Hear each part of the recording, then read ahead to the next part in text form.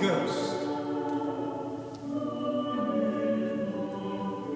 Marley was dead. There is no doubt whatsoever about that. The register of his burial was signed by the clergyman, the clerk, the undertaker, and the chief mourner.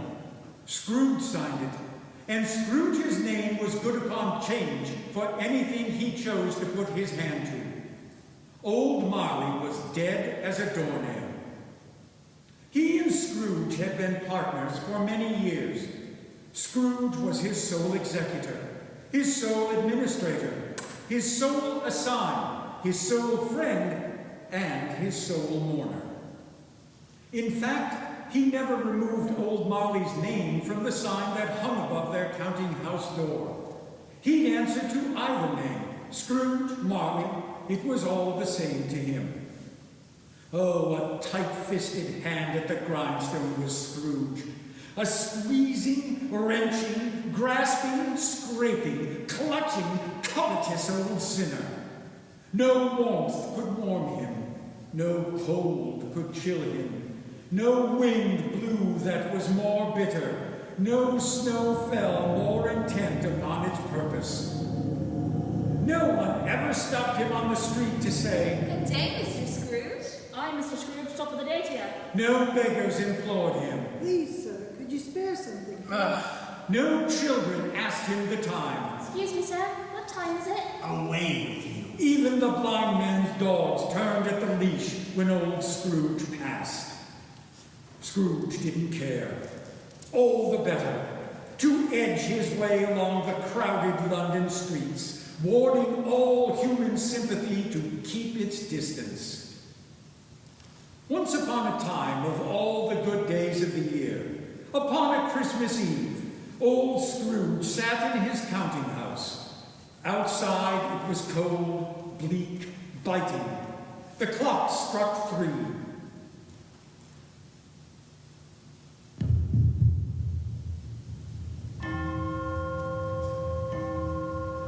But it was quite dark already. The door to Scrooge's office was open so that he might keep an eye upon his clerk, Bob Cratchit, who sat in a dismal little cell beyond. The fire in the stove was so small, it looked as if only a single coal burned, and weakly at that. But Cratchit could not replenish it. Scrooge kept the coal box and scuttle in his office.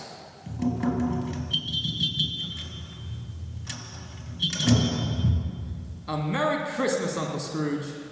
Humbug. Christmas a humbug, Uncle. You don't mean that, I'm sure of it. I do. Out upon a Merry Christmas. What's Christmas time to you but a time for paying bills without money? A time for finding yourself a year older and not an hour richer. A time for balancing your books and having every item in them through a round dozen of months presented dead against you? If I had my will, every idiot who goes about with Merry Christmas on his lips should be boiled in his old pudding and buried with a stake of holly through his heart. He's sure of it. Uncle. Nephew, keep Christmas in your own way, and let me keep it in mine. Keep it? But you don't keep it. Let me have it alone, then. Much good it may do you. Much good it has ever done you. There are many things from which I might have derived good, by which I have drawn no profit, I dare say. Christmas among them. But I am sure I have always thought of Christmas time when it has come round as a good time. A kind, forgiving, charitable, pleasant time. The only time I know of in the long calendar of the year when men and women seem by one consent to open their shut-up hearts freely and to think of those below them as fellow travelers to the grave, not as another race of creatures bound on other journeys. And therefore, Uncle, though it has never put a scrap of gold or silver in my pocket, I believe that it has done me good and will do me good. And I say God bless it. Let me hear another sound from you, and you'll keep Christmas by losing your situation. You're quite the speaker, sir. I wonder you don't go into Parliament. Don't be angry, Uncle. Come, please, dine with us tomorrow. No. But why, Uncle? It'll be quite jolly. Why did you get married against my wishes? Because I fell in love. Fell in love? That's the only thing I've heard today that's more ridiculous than Merry Christmas. Good afternoon. But you never came to see me before that. Why give it as a reason for not coming now? Good afternoon. I want nothing from you and I ask nothing of you, Uncle. Please, why can't we be friends? Good afternoon. I'm so sorry with all my heart to find you so resolute. We've never had any quarrel to which I have been party. But I have made the trial in homage to Christmas, and I'll keep Christmas in my humor. So a Merry Christmas, Uncle. Good afternoon. And a Happy New Year. I said good afternoon. Merry Christmas to you, sir. And a Merry Christmas to you, and all the other Cratchits. Thank you, sir.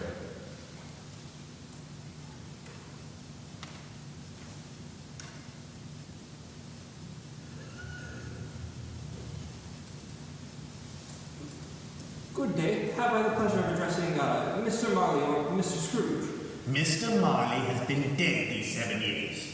He died 7 years ago, this very night. My condolences.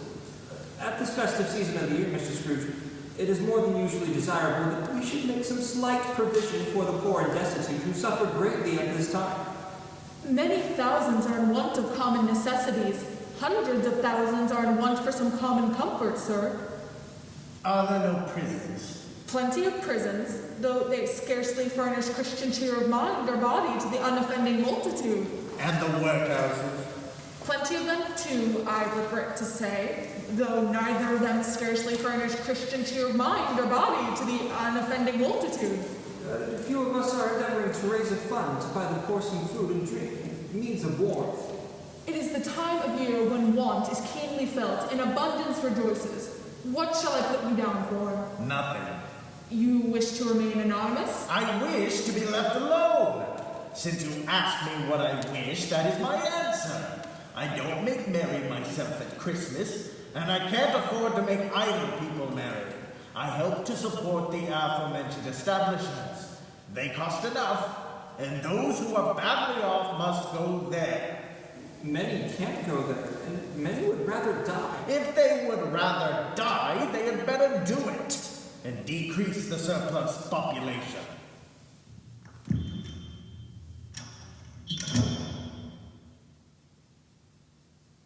You'll want all day tomorrow, I suppose. If quite convenient, sir. It's not convenient, and it's not fair. If I were to stop you £0.5 for it, you'd think yourself ill-used. Yes, sir.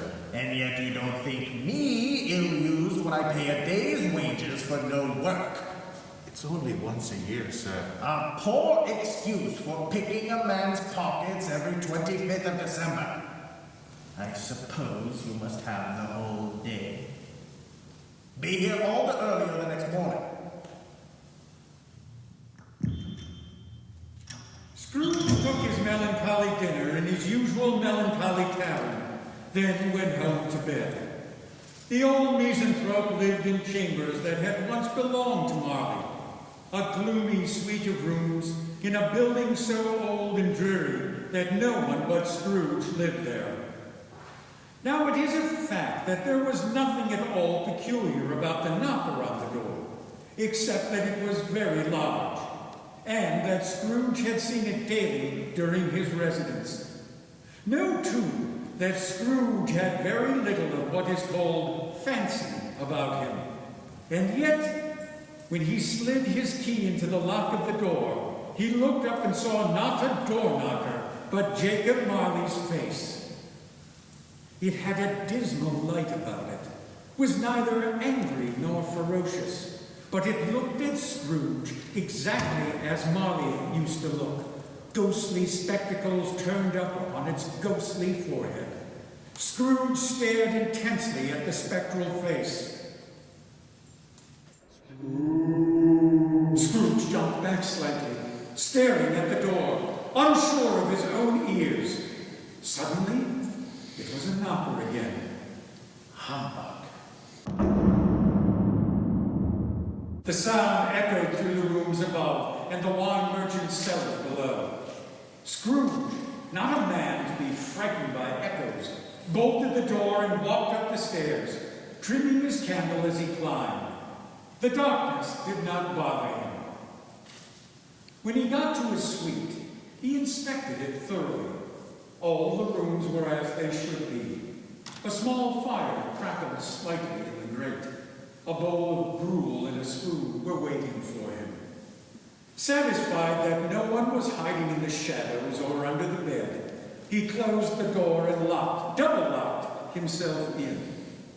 He put on his dressing gown, slippers, and nightcap, and sat down in front of the fire with his gruel. As he nodded back in the chair, his glance fell upon a bell, a disused bell, that hung in the room. As he stared at it with a strange and inexplicable dread, the bell began to ring.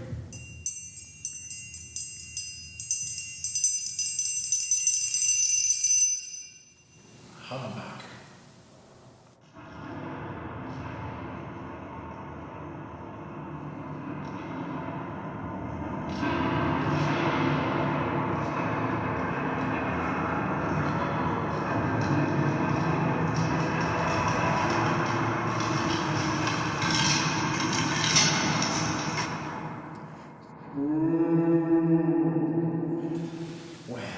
Who said that?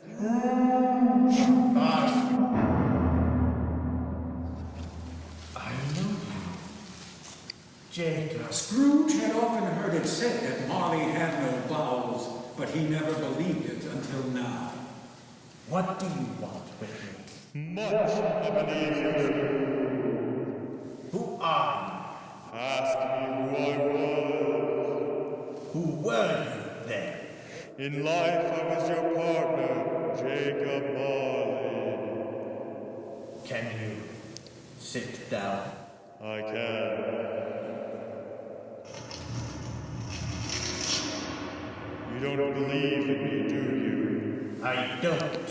Why do you doubt your senses? Because a little thing affects them. A slight disorder of the stomach makes them cheats.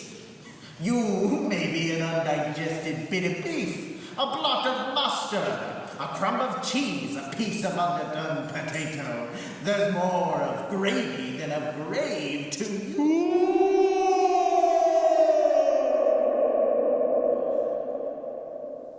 Dreadful apparition. Why do you trouble me? It is required of every man that the spirit within him should walk abroad amongst his fellow men and travel far and wide. And if that spirit goes forth not in life, it is condemned to do so after death. I cannot tell you all I would, little more time is permitted to me. Mark me! In life my spirit never walked beyond the narrow limits of our money-changing hole, and weary journeys lie before me. 7 years dead and traveling all that time. You travel fast? On the wings of the wind. You might have got over a great quantity of ground in 7 years. O blind man, not to know that the ages of incessant labor by mortal creatures for this earth must pass into eternity before the good of which is susceptible is all developed. Not to know that any Christmas spirit working kindly in its little sphere, whatever it may be, will find its mortal life too short for its vast means of usefulness. Not to know that no space of regret can make amends for one's life's opportunities misused. Yet I was like that man. I was once like this man. But you were always a good man of business, Jacob. Business! Mankind was my business. The common welfare was my business. Charity, mercy, forbearance, benevolence were all my business. The dealings of my trade were but a drop of water in the comprehensive ocean of my business. Hear me, my time is nearly gone. I will, but don't be hard upon me, Jacob. I pray you. I am here tonight to warn you that you may yet have a chance and a hope of my escaping my fate. A chance and hope of my procuring Ebenezer. You were always a good friend to me. You will be visited by 3 spirits. Is that the chance of hope you mentioned? It is. I think I'd rather... Without their visits, you cannot hope to shun the path I tread. Expect the first tomorrow night when the bell tolls 1. Expect the second the next night at the same hour. The third upon the next night when the last stroke of 12 has ceased to vibrate. look to see me no more, and look that, for your own sake, you remember what has passed between us. Marley's ethereal figure backed away. At every step, the tall window raised itself.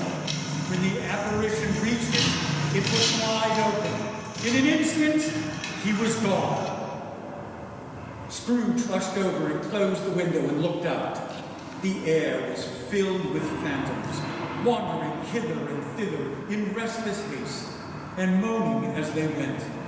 Every one of them wore chains like Marley's ghost.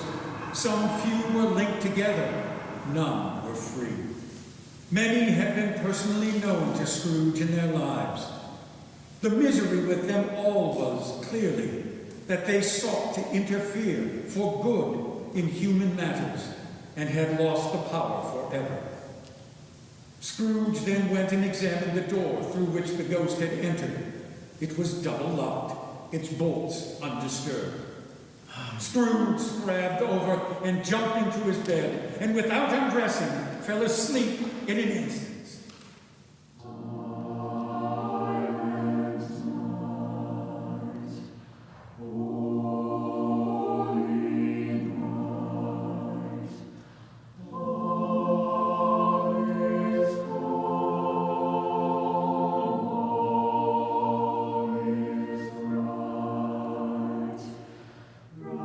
Stave 2, the first of the three spirits.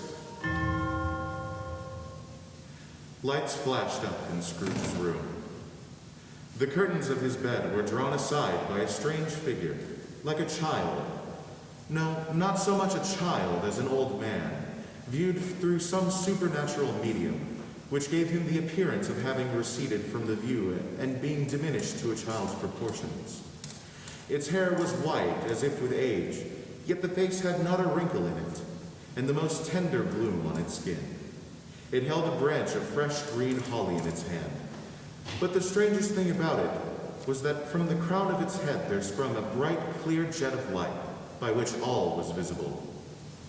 Are you the spirit whose coming was foretold to me? I am. Who and what are you? I am the ghost of Christmas past. Long past? No, your past.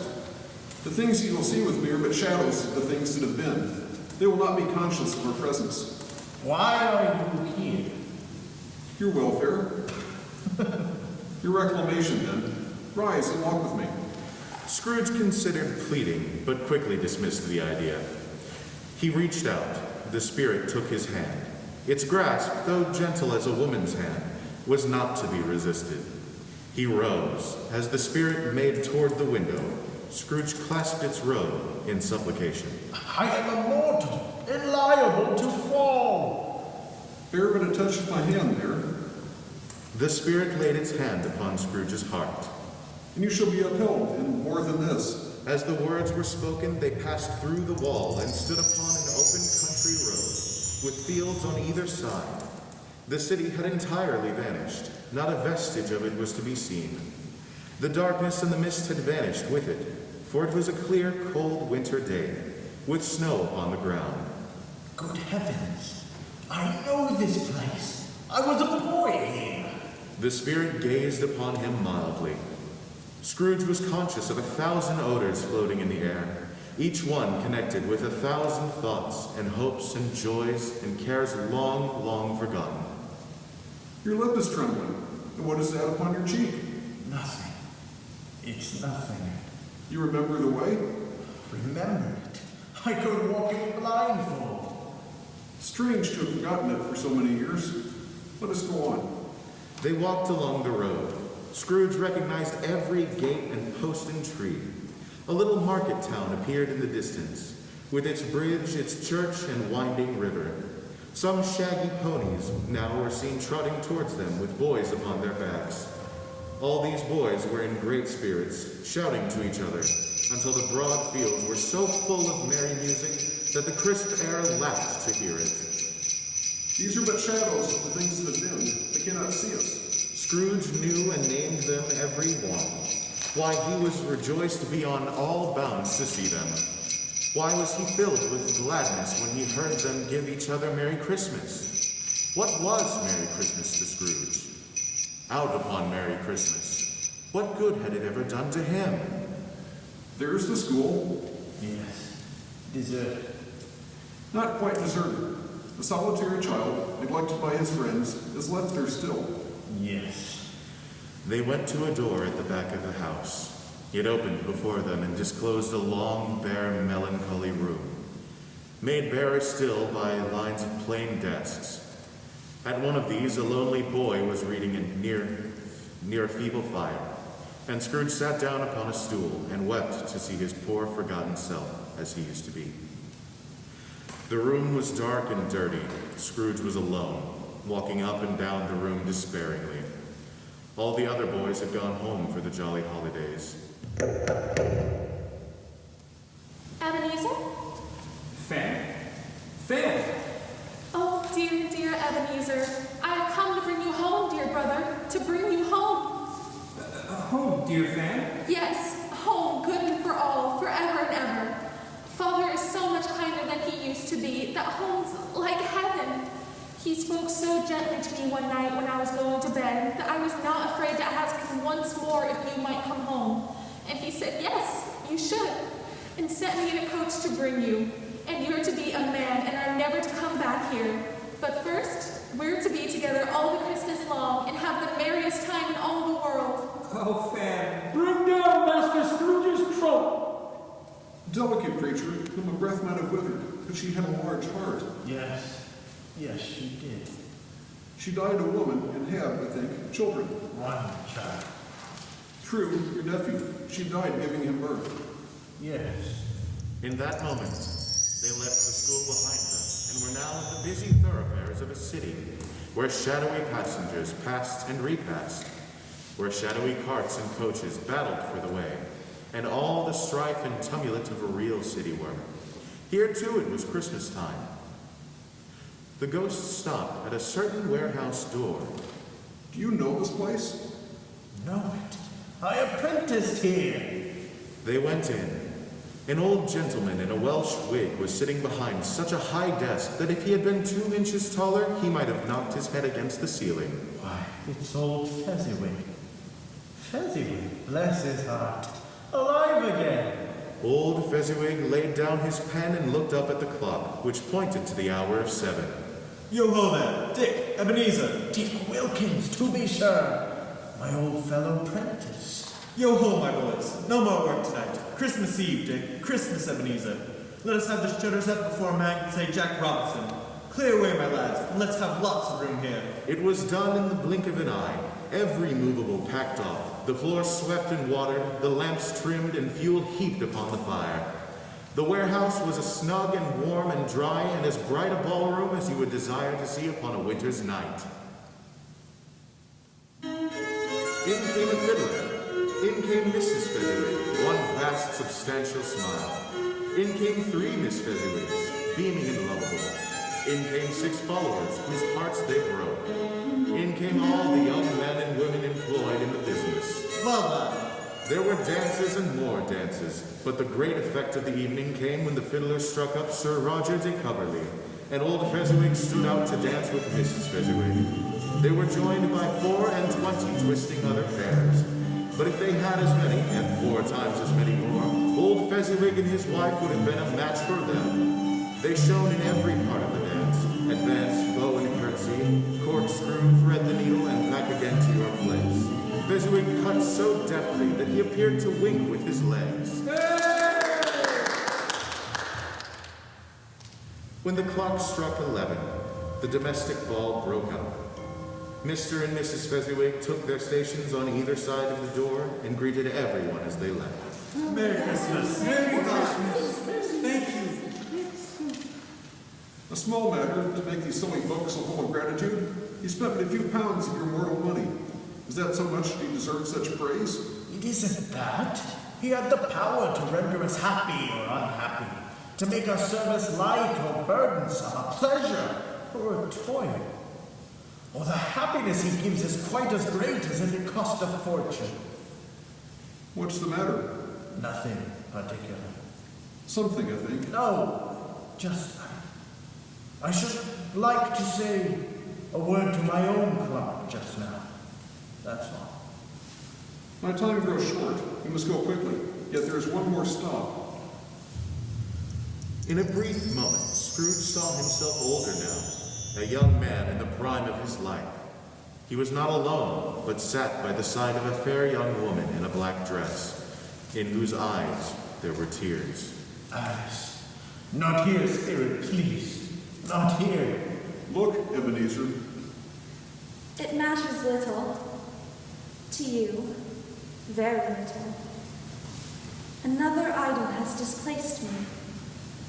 If it can comfort you when time to come, as I would have tried to do, I have no just cause to grieve. What idol has displaced you? A golden one. You fear the world too much. I have watched your nobler aspirations fall away one by one until the master passion, gain, engrosses you. If I have grown so much wiser, what then? I am not changed towards you. Have I ever sought release from our engagement? In words, no. In what then? In a changed nature, an altered spirit, another hope at its great end. If you were free today, tomorrow, would you choose a dowerless girl? Or in choosing her, do I not know that your repentance and regret would surely follow? I do. And I release you with a full heart for the love of him you once were. Spirit, remove me from this place. I told you, these are the shadows of things that have been. They are what they are. Do not... Remove me, please. Take me back. Haunt me no longer. Haunt me no longer.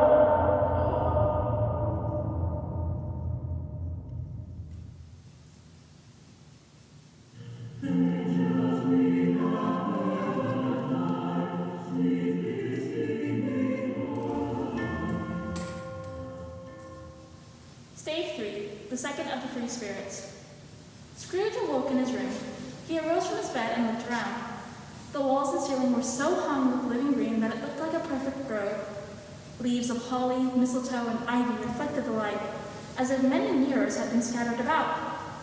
A mighty blaze roared up in the fireplace, heaped upon the floor, forming a kind of throne, were turkeys, geese, great joints of meat, long wreaths of sausages, mince pies, plum puddings, red-hot chestnuts, cherry-cheeked apples, immense 12 cakes, and great bowls of punch. In easy state upon this couch sat a giant, glorious to see. He bore a glowing torch that was not shaped unlike Plenty's horn, and raised it high to shed its light on Scrooge as he came peeping round the door. Come in and know me better, man. I am the ghost of Christmas present. Look upon me. You have never seen the likes of me before. Never. Have never walked forth with the younger members of my family, my elder brothers born in these late years. I'm afraid I have not. Have you had many? More than 1,800. A tremendous number to provide for. Indeed. Spirit, I am old. Have you learned nothing? Spirit, I am old and set in my... Spirit, I went forth last night on compulsion and learned... I think I learned a lesson. That is, tonight, if you have aught to teach me, let me profit by it. Touch my robe. Scrooge did, and held it fast. The room and its contents vanished in an instant, and they stood in the city streets upon a snowy Christmas morning. In a moment, they passed on, invisible, and stood before Bob Cratchit's house. The spirit stopped at the door and blessed the dwelling with sprinklings from his torch. In an instant, they were inside. Mrs. Cratchit was dressed out poorly in a twice-turned gown, braid in ribbons. She laid the cloth on the table, assisted by Belinda Cratchit, second of her daughters, also brave in ribbons. Master Peter Cratchit plunged a fork into a saucepan of potatoes. Two small Cratchits, a boy and a girl, came tearing in the room, screaming delightfully about the goose. Whatever's gotten into your father then? And your brother Tiny Tim? And Margaret wasn't as late last Christmas Day by half an hour. Here's Mother. Martha, there's such a goose. Oh, why bless your heart and life, my dear. How late you are. We had a great deal of work to finish up last night and had to clear away this morning, Mother. Well, never mind as long as you are come. Sit down by the fire and have a warm, my dear. No, Father's coming. Hi, Martha, hi! So Martha hid herself. In came Bob Cratchit, Tiny Tim upon his shoulder. The child wore a crutch. His limbs were supported by an iron frame. Why, where's our Martha? Not coming. Not coming? Not upon Christmas Day? Here I am, Father. Bless my soul, here you are. I couldn't bear to see you disappointed. Oh, The two younger children took Tiny Tim to the wash house so that he might smell the pudding singing in the copper. And how did little Tim behave, Robert? as good as gold and better. Somehow he gets thoughtful sitting by himself so much and thinks the strangest things. He told me coming home that he hoped the people saw him in the church because he was crippled, and it might be pleasant to them to remember upon a Christmas day who made lame beggars walk and blind men see. Oh, he's growing strong and hearty. Tim and the younger children returned. Oh, there's such a pudding, Father! Cratchit stood beside the fire and poured some hot mixture in a jug with gin and lemons, stirred it, and put it on the hob to simmer. Master Peter and the two younger Cratchits went up to fetch the goose. Soon they returned with it in high procession. At last, the family sat at the table. Dear Lord, we thank you and ask that you bless this feast. And we thank you with all our hearts that we are joined together on this Christmas day. Hurrah! There never was such a goose. There isn't a finer goose in all of London, my dear. After they had dined on the main course, Mrs. Cratchit went off to the wash house. A few moments later, in a great hiss of steam, the pudding was out of the copper. Mrs. Cratchit returned, flushed but smiling proudly, carrying a pudding so hard and firm it looked like a cannonball, blazing on a half a pint of ignited brandy, a stick of Christmas holly stuck in its top. A wonderful pudding, my dear. At last the dinner was done, the table was cleared, the floor swept, and the fire made up. The compound in the jug tasted and considered perfect. Apples and oranges were put upon the table, and a shovelful of chestnuts on the fire. The punch poured, Cratchit stood to give a toast. A Merry Christmas to us all, my dears. God bless us. God bless us, everyone.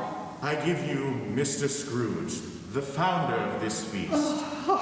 The founder of the feast, indeed. I wish I had him here. I'd give him a piece of my mind to feast upon, and I hope he'd have a good appetite for you. My dear, the children, Christmas Day. Oh, it should be Christmas Day. Oh, I'm sure. On which one drinks the health of such an odious, stingy and hard, unfeeling man as Mr. Scrooge.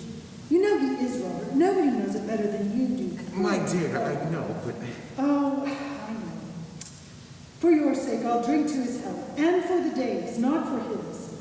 Long life to him, a Merry Christmas and a Happy New Year.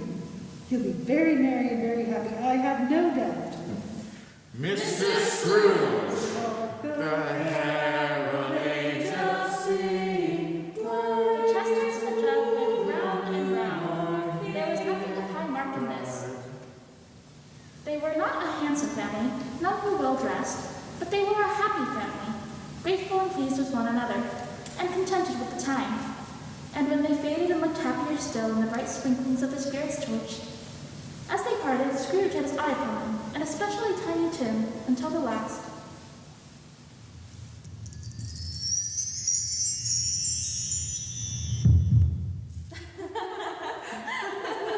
He said that Christmas was a humbug. As I live. He believed it too. More shame for him, Fred. Oh no, my dear. He's a comical old fellow, that's the truth. And not so unpleasant as it might be. His offenses carry their own punishment, and I have nothing to say against him. Who suffers by his ill whims? Himself, always. Here he takes it to his head to dislike us and won't come to dine with us. What's the consequence? He doesn't lose much of the dinner, but misses out on a fine indigestion. Oh, Fred. Indeed, I think he loses out on a very fine dinner. Well, I'm very glad to hear it, because I haven't any great faith in these young housekeepers. What say you, Topper? Alas, I can say nothing. I am a simple outcast and have no right to express an opinion on the subject. Do I, dear sweet Emma? Oh, Mr. Topper, you are quite incorrigible. All right, Fred, let's play. Fine. You choose the game, my dear. Yes or no? Oh, yes. You first, Fred. All right then. Fire away. The brisk fire of questioning elicited from him that he was thinking of an animal. A live animal. Is it just a disagreeable animal? Yes. Does it growl? Yes, sometimes. Does it grunt? Yes. Does it talk? Yes, sometimes. Does it walk the streets of London? Yes. A horse? No. A cow? No. A bull? No. A tiger? No. A bear? Again, no. Oh, I know what it is, Fred. I know. What? It's your Uncle Scrooge. Yes. He has given us plenty of merriment, I'm sure. And it would be ungrateful not to drink to his health. A Merry Christmas and a Happy New Year to the old man, whatever he is. He wouldn't take it from me, but may he have it nevertheless. Uncle Scrooge. Scrooge had become imperceptibly gay and light of heart, so much so that he raised his own hand to the toast. Uncle Scrooge. But the scene passed off in the breath of the last words spoken by his nephew, and he and the spirit were off again. Much they saw, and far they went, and many homes they visited, but always with a happy end. It was a long night, if it were only a night, but Scrooge had his doubts of this, because the Christmas holidays appeared condensed into the space of time they passed together. It was strange, too, that while Scrooge remained unaltered in his own outward form, the ghost grew older, clearly older. Scrooge had observed this change, but said nothing until they left the children's 12th night party, when, looking at the spirit as they stood together in an open place, he noticed that its hair was gray. A spirit's life so short. My life upon this globe is very brief. It ends tonight at midnight. Hark! The time is drawing near. Forgive me if I am not justified in what I ask. But what is that there? Not belonging to yourself, but protruding from your skirts. A foot or a claw? It might be a claw, for there is flesh upon it. Look here. From the foldings of its robes, the spirit brought 2 children, wretched, abject, frightful, hideous, and miserable. They knelt down at its feet and clung upon the outside of its garment. Look at them. Scrooge looked down and saw a boy and a girl, yellow, meager, ragged, scowling, wolfish, but prostrate, too, in their humility, where graceful youth should have filled their features out and touched them with the freshest tints. A stale and shriveled hand, like that of age, had pinched and twisted them and pulled them into shreds. Where angels might have sat and droned, devils lurked and glared out menacingly.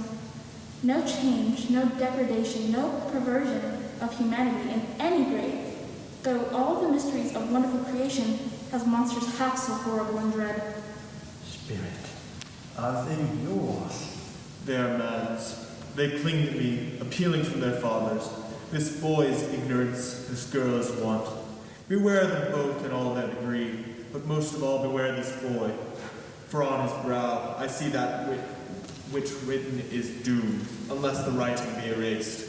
Have they no refuge? Have they no resource? Are there no prisons? Are there no workhouses? Are there no prisons?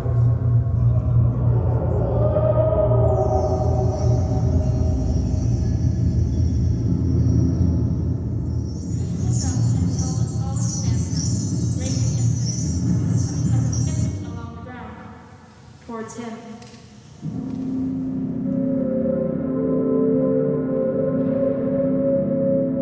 Stay for the last of the spirits. The phantom slowly, gravely, silently approached.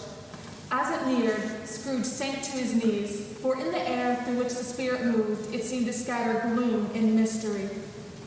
It was shrouded in a deep black garment which concealed its face and form, and left nothing of it visible save for one outstretched hand. I am in the presence of the ghost of Christmas yet to come. Ghost of the future, I fear you more than any specter I have seen. But as I know your purpose is to do me good, and as I hope to live to be another man from what I was, I am prepared to bear you company, and do it with a thankful heart. Will you not speak to me? Lead on, spirit. The night is waning fast, and it is precious time to me. Scrooge and the spirit scarcely seemed to enter the city as much as it seemed to spring up around them. But there they were in the heart of it, on the exchange amongst the other merchants. The spirit stopped beside two businessmen and pointed to them. I don't know much about it either way. I only know he's dead. Well, when did he die? Last night, I believe. Why? What was the matter with him? I thought he'd never die. God knows, so did he, I think. Well, what has he done with his money? I haven't heard. His company, perhaps. He hasn't left it to me, that's all I know. Well, will you go to the funeral? Perhaps. If there's food. I don't go to funerals where they fail to feed you. You're right. I know those men. They're merchants, men of business, well known, respected. Why point them out, speaking of such trivial matters? Who is that, then, standing there in the corner? That's my spot. I'm there every day at this time. Never mind. I've been meaning to change such a senseless habit. Appears I've up and done it. Good. Well done. In an instant, the exchange was gone, and Scrooge found himself standing with the spirit in a dingy shop in an obscure part of London. A shop where iron and old rags, bottles, bones, and greasy offal were bought. A gray-haired rascal, great with age, sat rubbing his hands over a meager fire. Cold will freeze you to the middle of your bones. At that moment, a man and two women entered the shop. The two women carried what looked to be large, heavy sacks. The man carried a small cloth bag. Three of the wiliest business cutthroats of the bunch. Y'all be pushing me to the edges of my good sense and generosity, I can tell already. Come into the parlor. How it shrieks. There ain't such a rusty bit of metal in this place as its own hinges, I believe. And I'm sure there's no such old bones here as mine. We're all suitable to our calling. We're well matched. Come into the parlor. The parlor was a space behind the screen of rags. The laundress threw her bundle on the floor and sat down on a stool, crossing her elbows on her knees and looking defiantly at the other two. What odds then, Mrs. Dilber? Every person has the right to take care of themselves. He always did. That's true indeed. No man more so. Very well then. That's enough. Who's the worse for the loss of a few things like these? Not a dead man, I suppose. No, indeed. If he wanted to keep him after he was dead, a wicked old screw, why wasn't he natural in his lifetime? If he had been, he'd have had somebody to look after him when he was struck with death, instead of lying, gasping out his last there, alone, by himself. It's the truest word that ever was spoke. It's a judgment on him. I wish it was a little heavier judgment, and it should have been, if I could have laid my hands on anything else. Open that bundle, old Joe, and let me know the value of it. Speak out plain. I'm not afraid to be the first, nor afraid for them to see it. We knew pretty well what we was helping ourselves to before we met here, I believe. It's no sin. But the gallantry of her friends would not allow of this, and the undertaker produced his plunder. Who seals, pencil case, pair of sleeve buttons, and a brooch, and not too much value. Joe chopped a sum on the wall and deposited a few coins into the undertaker's hand. That's your account, and I wouldn't give another sixpence if I was to be boiled for not doing it. Who's next? Me, Joe. Sheets and towels, bit of wearing apparel, old-fashioned silver teaspoons, silver tongs, and a few books. The woman's account was added to the wall. Joe! I always give too much to ladies. It's a weakness of mine, and that'll be the way I ruin myself. That's your account, and if you ask me for another penny and made an open question, I'd repent of being so liberal and knock off half a crown. Now undo my bundle, Joe. Here. What do you call this, then? Bed curtains? Aye, bed curtains. You don't mean to say you took him down, rings and all, with him lying there? I did, and why not? He was born to make you a fortune, and you'll certainly do it. I certainly shan't hold my hand back. For the sake of such a man as he was, I promise you, Joe. Don't drop that oil on the blankets now. His blankets? Whose else's do you think? He isn't likely to take cold without him, I dare say. I hope he didn't die of anything catching, eh? Don't you be afraid of that. I ain't so fond of his company that I'd loiter about her for such things if he did. You may look through that shirt till your eyes ache, but you won't find a hole in it nor a threadbare place. It's the best he had, and a fine one too. They'd have wasted it if it hadn't been for me. Wasted it? Putting it on him to be buried in, to be sure. Somebody was fool enough to do it, but I took it off again. As if calico ain't good enough for such a purpose. It's quite as becoming to the body. He can't look any uglier than he did in that one. He frightened everyone away from him when he was alive to profit us when he was dead. Ain't that the truth? Spirit, I see. The case of this unhappy man might be my own. My life ends that way. I see.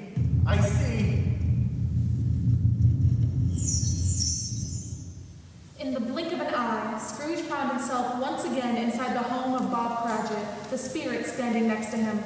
It was so very quiet. Master Peter was seated, reading from a book. And he took a child and set him in the midst of them. Scrooge looked at the boy, certain that he has read those words. He wondered why the boy did not go on.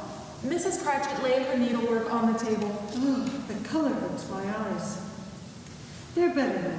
The candlelight makes them weak, and I wouldn't want to show weak eyes to your father when he comes home. Not for the world.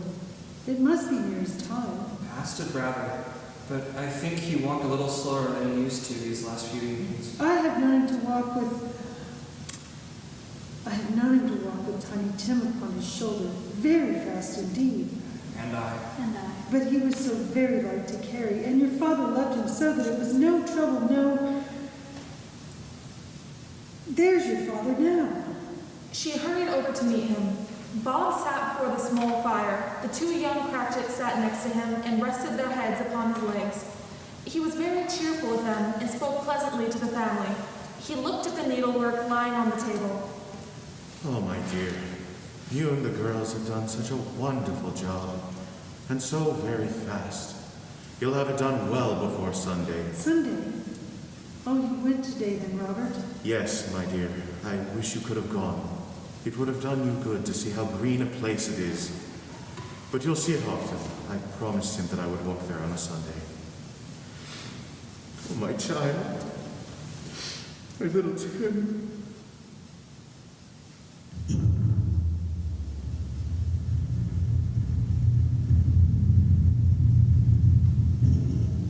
Suddenly, Scrooge found himself in a dismal, wretched, ruinous churchyard. The spirit pointed towards a gravestone. Before I draw nearer to that stone to which you point, answer me but one question. Are these the shadows of the things that will be, or are they the shadows of the things that may be only? Still, the ghost pointed. Men's courses will foreshadow certain ends to which, if preserved in, they must lead. But if the courses be departed from, the ends will change.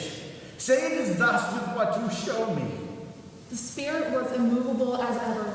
Scrooge crept towards the stone, trembling as he did.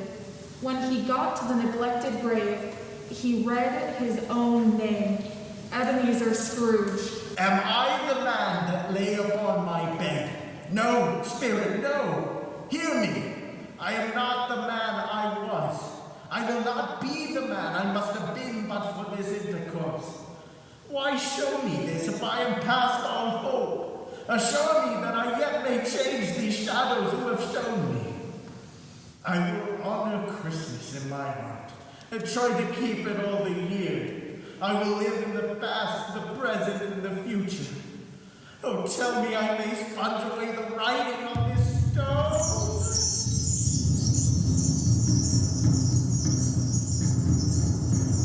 Holding up his hands in one last prayer, Scrooge watched as the spirit's cloak shrank and collapsed and dwindled down to a bedpost. And the bedpost was his own. The room was his own. Best of all, the time before him was his own, in which to make amends. Scrooge ran to the window and opened it wide. No fog, no mist, no night. Just clear, bright, stirring day. Down in the street, a boy ran by. You there? Eh? What's today, my fine fellow? Today? Why, it's Christmas Day. Christmas Day? I haven't missed it. You there, my good lad. Do you know the poulterers in the next street at the corner? I should hope so. An intelligent boy. A remarkable boy. Do you know whether they've sold the prize turkey that was hanging there? Not the little one, the big one. What? The one as big as me? Delightful boy. Yes, my buck. The one as big as you. It's hanging there now. It is. Go and buy it. Walker! No, I am in earnest. Go and buy it and tell them to bring it here, so I may tell them where to send it. Come back with the man and I'll give you half a shilling. Come back with him in less than minutes and I'll give you half a crown. The boy was off like a shot. I'll send it to Bob Cratchit. He won't know who sent it. It's twice the size of Tiny Tim. Scrooge dressed himself in all his best and at last got out into the streets. People were pouring forth as he had seen them with the ghost of Christmas present. Scrooge regarded every one of them with a delighted smile. Merry Christmas! Merry Christmas to you! A very Merry Christmas to you! And to you, sir, I'm sure. In the afternoon, he stood upon the steps of his nephew's house. He passed the door a dozen times before he found the courage to go up and knock.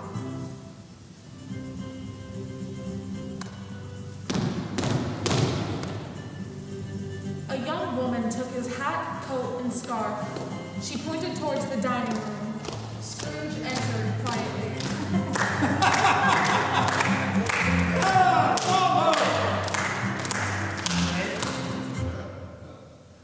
Why, bless my soul. Uncle Ebenezer.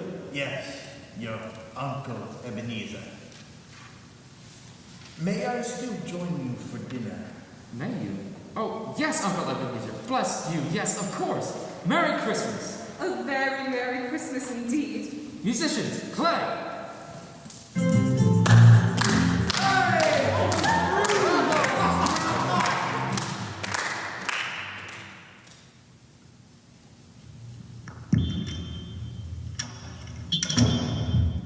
Cratchit.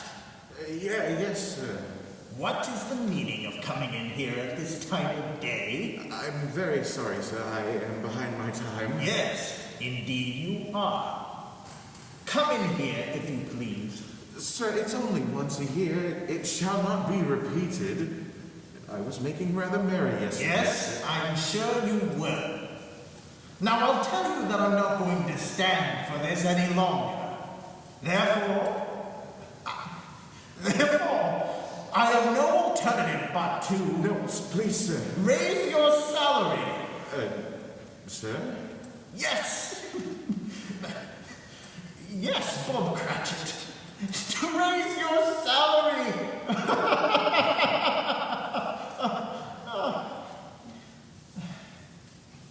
A Merry Christmas, Bob. A Merry Christmas that I have given you for many a year. I'm going to raise your salary and endeavor to assist your struggling family. We'll talk it over this afternoon, over a bowl of hot punch. In the meantime, you put another coal on the fire. Yes, you do that. You go out and buy another coal scuttle. You do that before you dot another I, Bob Cratchit. Yes, sir.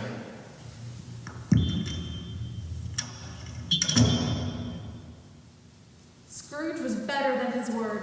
He did all he said he would, and infinitely more. And to Tiny Tim, who did not die, he was a second father.